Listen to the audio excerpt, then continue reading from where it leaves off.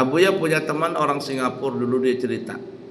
Katanya di hotel-hotel Singapura dulu, nggak tahu sekarang ya. Di hotel-hotel Singapura itu, di Singapura itu banyak hotel, jadi mereka itu punya penyimpanan air. Punya penyimpanan air. Karena di Singapura itu dulu katanya nggak ada sungai, sampai sekarang kayaknya nggak ada sungai. Kalaupun ada sungai, sungai dari Malaysia. Singapura agak susah air waktu itu katanya. Ya. Jadi di hotel-hotel ini ada penampungan air, ada penampungan air bersih, ada penampungan air kotor. Penampungan air kotor itu orang bekas mandi, bekas apa begitu, bukan bekas dari apa, bukan spiteng lain. Nah, kalau spiteng kan untuk orang buang hajat gitu, kotoran-kotoran. Kalau air mandi itu ya air mandi, ini kayak itu air parat ini. Ini kan air bekas kamu ini, sampai ke bawah jembatan tuh. Nah, itu air dari putri, air dari putra, air dari kantor, macam-macam gabung di situ. Ya enggak? Jadi di Singapura begitu ada. Air limbah ini diolah lagi. Diolah. Kalau beli terus nggak kecukupan air, maka mereka beli penyulingan air. Bukan suling bambu, bukan. Penyulingan itu maksudnya di daur ulang, itu yang kayak kita di bawah tuh di tempatnya Ustadz Najam. Itu filter penyulingan air. Jadi air limbah itu dimasukkan ke dalam mesin. Paham nggak?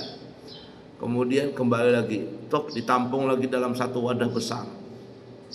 Padahal di situ mungkin ada yang kencing, ada yang apa air tadi kan? Paham nggak maksud Abu ya cerita ini? Nah, air limbah tadi dimasukkan dalam mesin, diolah lagi, difilter lagi, disuling lagi, terus sudah bersih dimasukkan lagi ke dalam tempat yang besar. Diambil lagi air tadi, digunakan lagi untuk mandi, untuk macam-macam, semuanya sudah. Pertanyaannya, boleh nggak air itu? Boleh nggak? Boleh. Suci mensuci. Nah, menurut siapa ini? Paham nggak? Apalagi itu perlu proses. Kalau yang tadi itu kan pendapat pertama, permasalahan itu kan apa namanya, dari proses bersih dengan sendirinya. Kalau ini diproses, sepakat sudah, kalau diproses tidak ada keraguan lagi, bersih seperti semula. Paham kira-kira? Tuh, satu tandon itu tuh. Nah, kejatuhan cicak umpama, kejatuhan tikus, najis dia. Tapi ada yang pintar. Ya, kita suling. Ngambil tuh air apa namanya itu, yang itu apa namanya, alat filter ini. Nah, kamu bikin filter. Air tandon tadi keluar, masuk ke dalam filter. Ya kan ya? Masuk dalam filter, kemudian ditampung lagi dalam satu wadah yang 2 kula. Kembali suci. Paham gak cerita Abu ini? La ilaha illallah.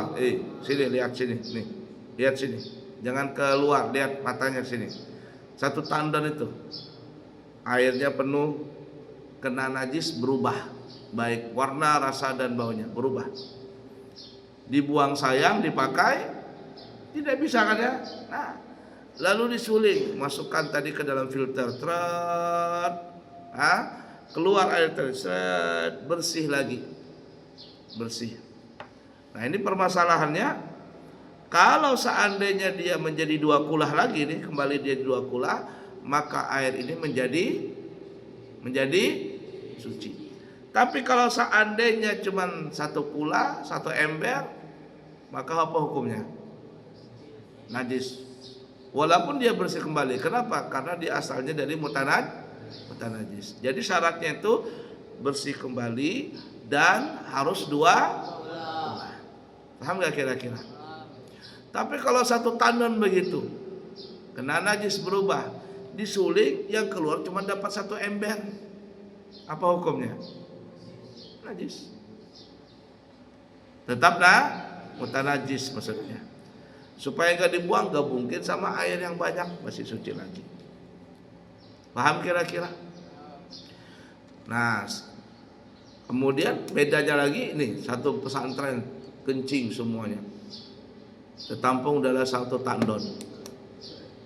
dalam satu tandon, kemudian disuling, suling, bersih keluar kayak air aqua, dapatnya 2 tandon lagi, yang 1 tandon berubah jadi 2 tandon, berkeramat di santri.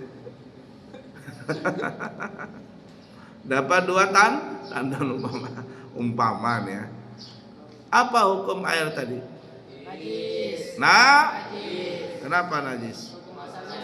Karena asal bahan bakunya dari itu bedanya najis dengan mutanajis. Fahimtum? Nanti akhir bulan ujian ada pertanyaan seperti ini nanti. Pertanyaan menjebak. Wallahu a'lam bishawab.